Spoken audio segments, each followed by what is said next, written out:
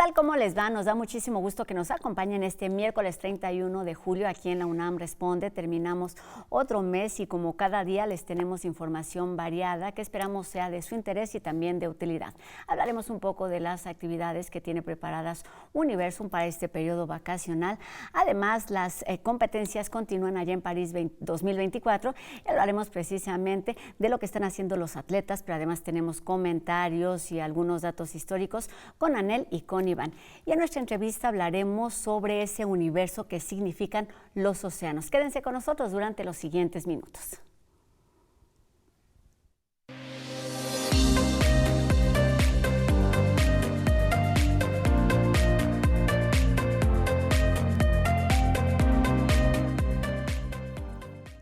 Sabemos que casi 3/4 partes de la Tierra están cubiertas de agua, pero ¿qué lugar ocupan los océanos en esta distribución? ¿Cuáles son algunas de las funciones que tienen estos ecosistemas y cómo la salud de estos cuerpos de agua impactan, por ejemplo, en el equilibrio del planeta? Así pues, de la vida en los océanos y de los daños por contaminación, destrucción de hábitats o cambio climático, platicaremos esta tarde y para ello recibimos aquí en nuestras instalaciones de TV UNAM a Mariana Asís, quien es directora de Transparencia de Oceana México. ¿Cómo estás, Mariana? Hola, Rosa, muchas gracias por la invitación al programa. Pues un gusto que estén aquí con nosotros para hablar de eso a lo que se dedican desde hace mucho tiempo en Oceana y en particular en México. Nos decías que comenzaron trabajos en el 2018. ¿Qué son los océanos? ¿Por qué son importantes? ¿Cómo se mide? Hablábamos de estos porcentajes, así de cómo se mide la riqueza, las posibilidades que ofrecen los océanos. Bueno, los océanos son una fuente de vida. Se creía que era inagotable, pero ya estamos viendo que no. Y bueno, los océanos impactan en nuestra vida diaria, aunque no nos demos cuenta, ¿no? Los océanos regulan la temperatura en la Tierra, o sea, la temperatura que nosotros percibimos aquí en la Tierra se encuentra regulada por los océanos, ¿no? Los océanos producen el 50% del oxígeno que respiramos aquí en la Tierra. Los océanos absorben el dióxido de carbono que emitimos en nuestras actividades del día a día.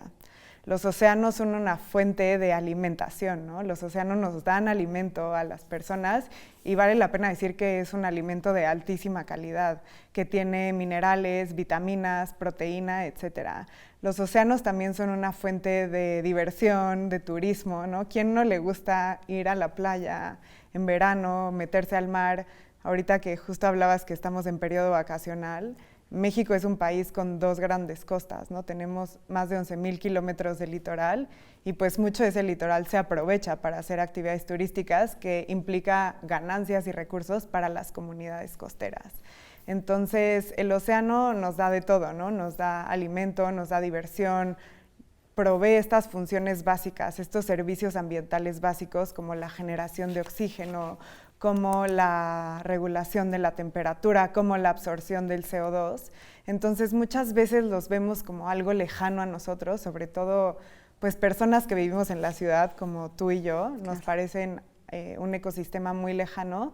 Sin embargo, si nos ponemos a investigar y si aprendemos cada vez más, nos damos cuenta que los océanos impactan nuestra vida diaria. Entonces, por eso es fundamental cuidarlos y es por eso que Oceana se dedica pues, al cuidado de los mares, ¿no? Somos la organización internacional más grande que se dedica exclusivamente al cuidado de los océanos, porque sabemos que son un ecosistema clave que provee muchísimos servicios, biodiversidad, etcétera, el cual es necesario proteger. Ya no es cuestión de opción, sino de necesidad. ¿Por qué es esto? Cuando hablas de cuidado es porque algo está pasando, algo está funcionando mal en los océanos y es que están en riesgo. ¿Cuál es el panorama actual, digamos, de los océanos cuando hemos hablado o hemos escuchado muchas veces de estas islas de plástico que se van generando en ciertas zonas, de la cantidad de basura que se quedan en las costas precisamente a consecuencia de pues, la práctica turística, digamos, que tiene como muchos beneficios, pero ¿cuáles son, digamos, cuál es ese panorama actual que se tiene de los océanos? Bueno, sabemos que el panorama actual en términos ambientales y climáticos no es positivo y los océanos no son la excepción. Entonces, los océanos sufren un gran abanico de amenazas, ¿no? Empezamos pues por el tema costero, de manejo costero. Sabemos que justamente los desarrollos inmobiliarios, la mancha urbana, el turismo está creciendo de forma poco controlada. ¿Eso qué quiere decir? Pues vemos fenómenos provocados por el hombre como la tala de los manglares. Los manglares son estos ecosistemas costeros clave para el funcionamiento de lo que nos brinda el océano, ¿no? Los manglares son la primera barrera cuando entran los huracanes. Los manglares son una zona de hábitat para especies, sobre todo les llaman pues como guarderías, ¿no? Es donde crecen las especies cuando están en su etapa juvenil, cuando ahí van muchas especies, ¿no? A reproducirse, a desovar, a tener a sus crías. Entonces son este almacén, este hábitat que alberga estas especies de gran importancia que luego salen hacia el mar y son las especies pesqueras de alta importancia, las tortugas marinas, etcétera. Entonces este crecimiento descontrolado está provocando que se destruyan ecosistemas críticos como son los manglares, como es la flora de las dunas, ¿no? Que mantiene ahí la arena en las playas y es lo que también funciona como una barrera natural a los fenómenos climáticos. Esto empezando desde la parte de la costa, ¿no? Si nos vamos ya un poco más a profundidad adentro del mar, pues vemos que hay otras amenazas como la crisis climática. Las temperaturas en el planeta están aumentando y eso se refleja en los océanos. Las temperaturas de los océanos están aumentando, ¿no? Cada vez el agua del mar es más caliente, también cada vez hay mayor acidificación y esto es porque el océano absorbe altos volúmenes del CO2 producido por nosotros, los seres humanos. Se estima que entre el 20 y el 30% del CO2 de origen antropogénico, es decir, el que producimos las personas, lo absorbe el océano. Entonces, esto obviamente causa modificaciones en el ecosistema marino. ¿Esto cómo se ve? Pues hemos visto un fenómeno de blanqueamiento en los corales, que es muy escuchado, ¿no? O sea, en todos lados escuchamos los corales están blanqueando, los corales están blanqueando. Pues, ¿qué quiere decir esto? Que están perdiendo sus características, están muriendo y eso quiere decir que dejan de ser hábitats críticos que sostienen estos altos niveles de biodiversidad. Se estima que solo el 1% del territorio marino está cubierto de corales, de arrecifes de coral, pero estos, a pesar de ser un porcentaje muy pequeño del territorio marino, albergan una enorme biodiversidad, ¿no? Ahí viven muchísimas especies y cumplen las mismas características que mencionamos ahorita de los manglares, que es donde se reproducen muchas especies, es donde están las especies en su etapa juvenil, es decir, antes de ser adulto. Son de gran importancia para la pesca porque ahí se reproducen muchas especies de importancia pesquera que luego salen al mar y pueden ser capturadas. Entonces, ya un poco más adentro vemos afectaciones costeras, pero también afectaciones a los ecosistemas marinos, como son los arrecifes de coral, por mencionar un hábitat crítico de alta importancia. Podríamos seguir hablando justo de todas estas afectaciones y de todas las razones por las cuales es no solamente necesario, sino urgente voltear a ver lo que sucede en los océanos, porque de su salud, de su bienestar depende, como nos decías, el equilibrio de nuestro planeta. Nos queda poco tiempo para terminar la entrevista, Mariana, y quisiera hablar justo de esto que la ONU ha identificado o ha definido como los derechos del mar, porque es importante no solamente cuidar, sino proteger, restaurar y hasta restaurar, es una de las palabras importantes, y cómo podemos hacerlo, por ejemplo, desde Océano, desde distintas instancias, pero también como ciudadanos de a pie. Claro, pues es importantísimo recuperar, restaurar esta salud de los océanos, por lo que ya no mencionábamos, ¿no? Porque nos brinda alimento a pesar de que hay un alto nivel de sobrepesca. Entonces, voltear a ver a los océanos significa también regular las actividades humanas que suceden en el océano, claro, como es la pesca, como es la actividad, por ejemplo, de extracción petrolera que sucede en los mares. Entonces, voltear a ver a los océanos es cuidar los ecosistemas que ahí existen y además regular las actividades humanas que ahí suceden.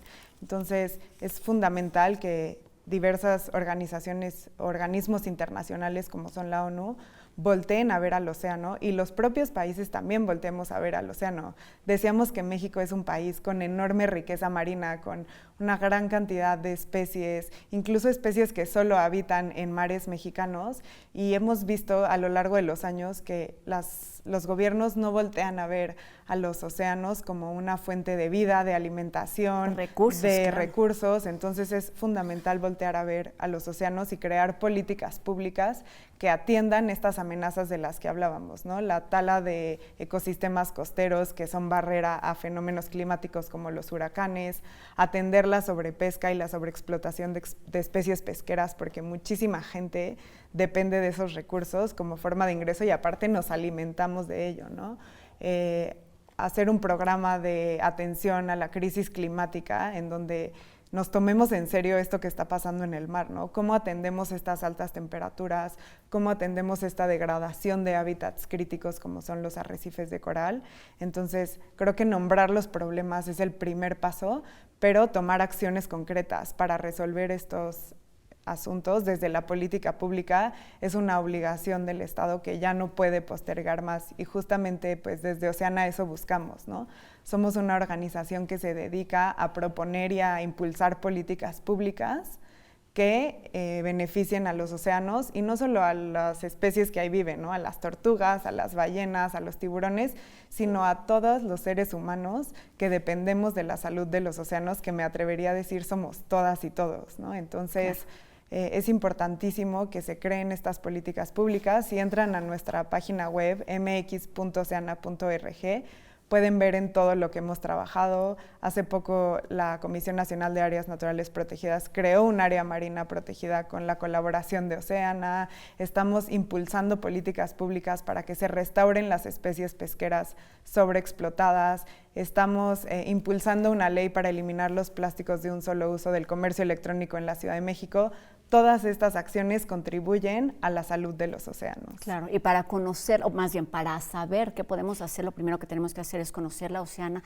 Es una plataforma muy clara que nos habla justamente del trabajo que podemos o que pueden hacer los gobiernos, pero también las instituciones, y que podemos hacer todos desde casa, como por ejemplo ser responsables y realizar turismo responsable. Mariana Asís, directora de Transparencia en Oceana México, muchas gracias por estos minutos y por darnos estas razones básicas, necesarias, indispensables, pero también fundamentales para cuidar los océanos y estar al pendiente de lo que sucede ahí. Muchísimas gracias, claro, Mariana. Que sí. Muchas gracias, Rosa, por la invitación. Gracias, muy buenas tardes. Y ahora seguimos con más información. Como decíamos, ya son vacaciones y el Jardín Universum nos invita a disfrutar de diferentes actividades para aprender sobre sostenibilidad y ecología de una manera divertida y creativa este verano.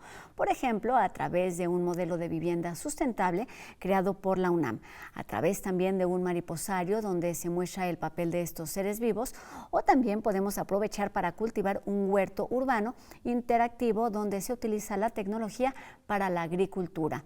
Y bueno, estas son solamente algunas de las opciones que ofrece el Museo de las Ciencias de nuestra universidad, que está abierto para públicos de todas las edades aquí en Ciudad Universitaria.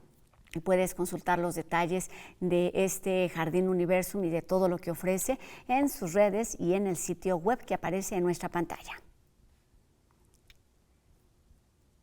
Y en otro tema, seguimos atentos a la participación de los 109 atletas que representan a la delegación mexicana en los Juegos Olímpicos, como el marchista José Luis Doctor.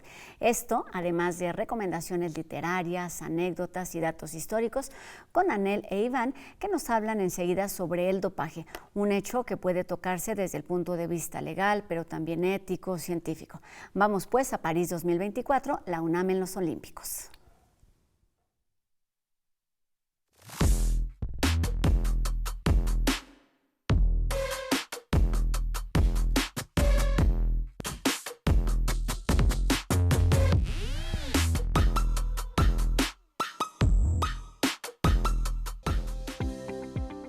Hola, bienvenidos a un segmento más de París 2024, la UNAM en los Olímpicos. Y bueno, hoy tenemos un tema muy importante y muy controvertido, que es el tema del dopaje. Un tema que, Iván, tiene que ver con estos límites de dónde está permitido hacer más musculatura para ir más rápido, más fuerte, más alto, hasta, digamos, para transformar los cuerpos para que sean más potentes en los Juegos Olímpicos, y las normativas que se tienen que romper, quién la rompe, por qué la rompe. Ese es el tema de hoy. ¿Cómo estás, Iván? Muy bien, Anel, así es que tendremos muchos puntos de inflexión dentro de la narrativa, porque iremos desde la ética hasta cómo funciona el trabajo de dopaje en París. Acompáñenos porque va a estar bueno. Así es, y bueno, podemos empezar, si te parece bien, a hablar de que hay, efectivamente hay modalidades o formas de generar más musculatura, de mantenernos alerta, como un café, como comer carne o otro tipo de proteínas, pero siempre hay un límite, ¿no? Entonces, estos límites, quiero decirlo, los han impuesto, digamos, las autoridades deportivas, pero ¿quiénes rompen esos límites, Iván? Porque hay algunas veces donde el agente que rompe con estos códigos éticos de las Olimpiadas pueden ser, por ejemplo, los propios atletas, ¿no? Que no avisan o hacen todo tipo de trampas para poder incorporar más fuerza en su desempeño.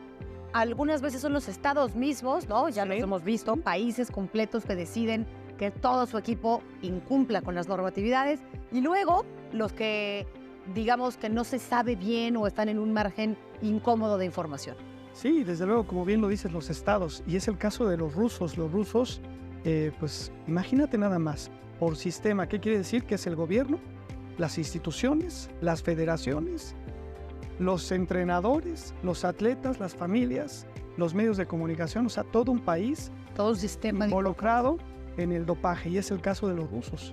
Es un caso, la verdad, que destapó esta cloaca Richard McLaren, y fue el autor de esta investigación, y por eso les han quitado muchas medallas olímpicas a estos atletas rusos, y tiene que ver con los principios de deportivismo del barón Pierre de Coubertin, donde pues el fair play, el antidoping, y había causas, son las causas principales, son competir, todos iguales, ¿no?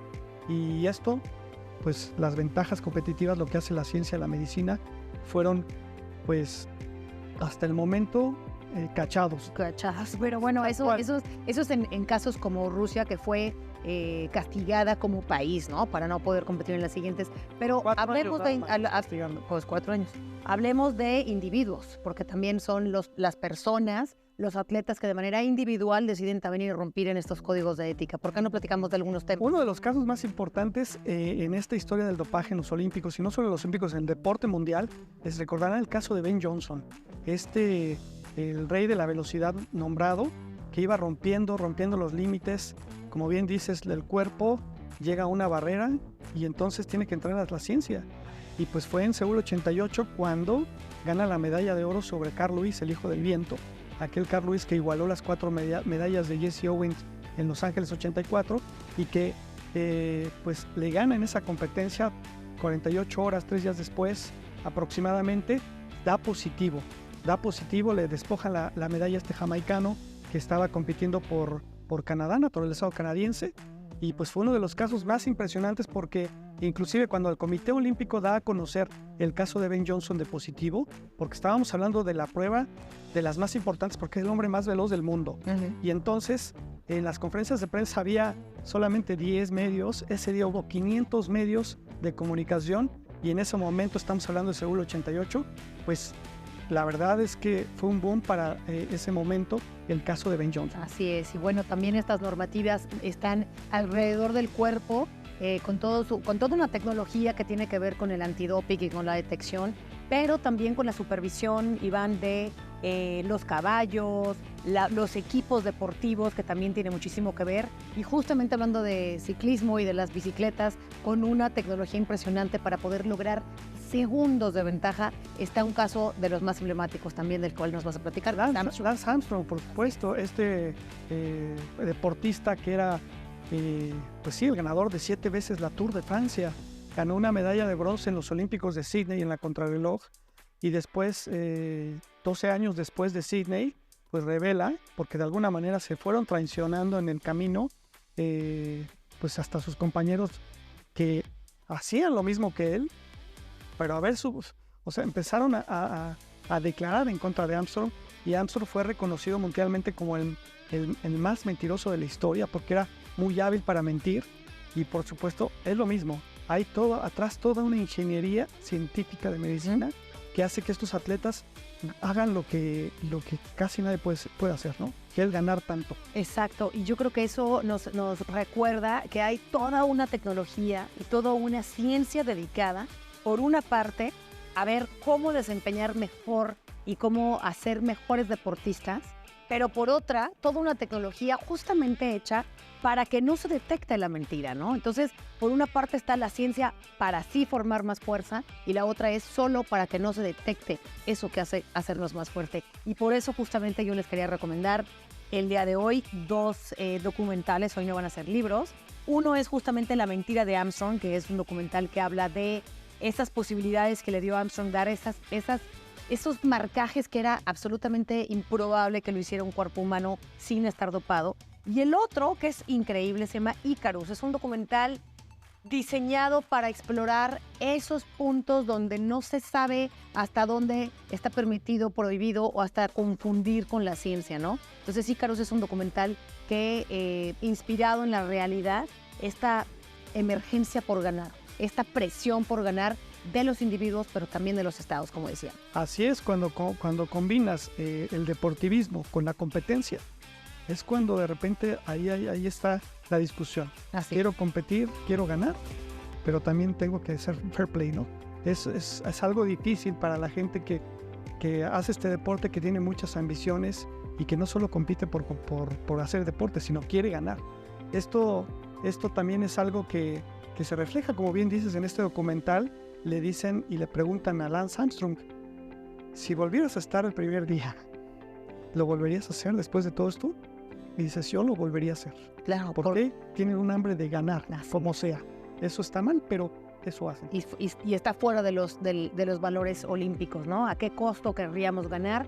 ¿Y qué ha llevado a estos actos de corrupción? De, por ejemplo, no podemos olvidar la corrupción en la circulación de orina, ¿no? De orina capturada en estos muestreos de diferentes atletas para poder justamente evitarse y apoyarse en actos de corrupción. Y ahora que lo mencionas, hay que recordar que los atletas rusos pues tenían su orina, digamos, pura, le ponían Nescafé, agua y sal, y entonces no se detectaba en el antidoping. O sea, unos maestros de la trampa. Esto es lo que estamos viviendo hoy en día en el antidoping. La ciencia y la tecnología parece que avanza más y hay una carrera diferente entre el deportista. Creo que la ciencia va ganando. Así es, la corrupción y la ética en el deporte puede ser de un lado o del otro. Vámonos a una cápsula y desde luego quedan cordialmente invitadas e invitados a que nos acompañen en la siguiente emisión de este programa, en el que vamos a hablar de anécdotas deportivas y casos excepcionales. Así que nos vemos muy pronto aquí en TV UNAM.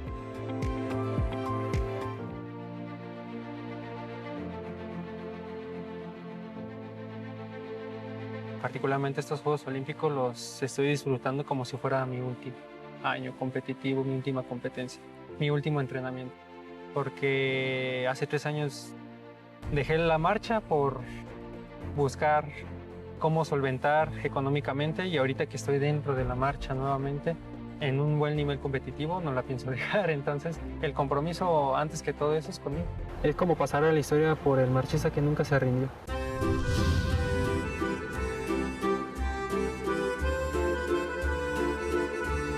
Hablar de marcha en México es hablar de medallas, hablar de primeros lugares, fuera de entusiasmo, o más que nada es un compromiso que tenemos. Ya por fin puedo decir, estoy dentro de Juegos Olímpicos.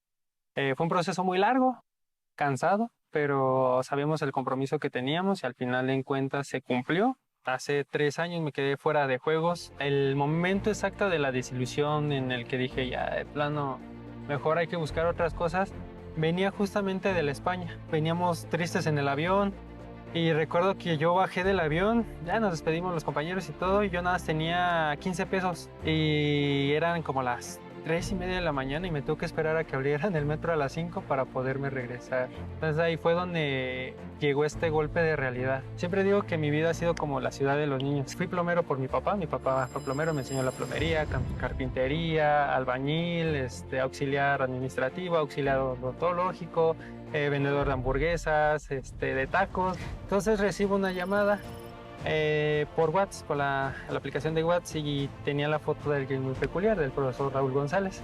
que me busque alguien como el profesor por las cualidades que tienes, es como de, por algo te lo está diciendo y por algo la vida, los astros, el universo, Dios te lo está poniendo en tu camino. Si no, sin él yo no estaría aquí con ustedes, no estaría viviendo mi sueño, no estaría comprometido.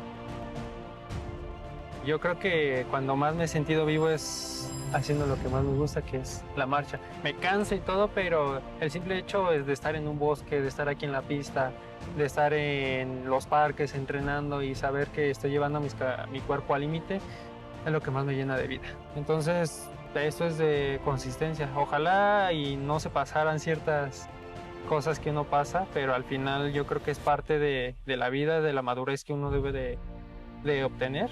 Lejos de ser una inspiración, soy la representación de la sociedad mexicana en general. Como que se le conoce coloquialmente, buscar la papa para la familia. El no rendirse siempre debe de estar en mente. Persigan sus sueños, no los dejen ir para nada. Al contrario, lleguen a cumplir o a realizar ese sueño de los niños que éramos antes, ¿no? Porque todos teníamos sueños de niños, yo es lo que siempre he dicho.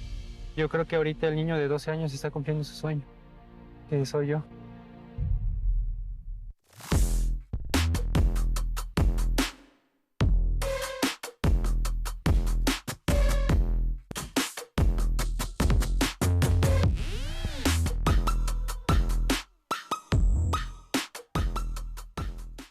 Con este ambiente olímpico terminamos nuestro programa de hoy. Agradecemos a Ricardo Iturbe su participación en la interpretación de lengua de señas mexicana y a todos ustedes les recordamos que podemos seguir la conversación a través de nuestras redes sociales. Ustedes ya las conocen y aparecen en este momento en nuestra pantalla. Nos vemos aquí mañana a 2:30 de la tarde en TV UNAM. Adiós.